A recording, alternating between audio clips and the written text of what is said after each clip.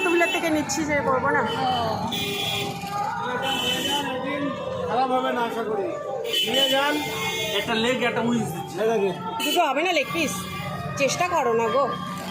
Mobile number দিয়ে দেবো, যদি প্রবলেম হয় বাড়ি থেকে আমার একদম নয়, আমরা হচ্ছে বগুলা দিয়ে আসি, তো আমাদের বাড়ি বগুলাতে, তো এইখানে মেলা দেখতে এসেছি, তো চলো আজকে নিয়েই যাই। ভিডিও বানাচ্ছি।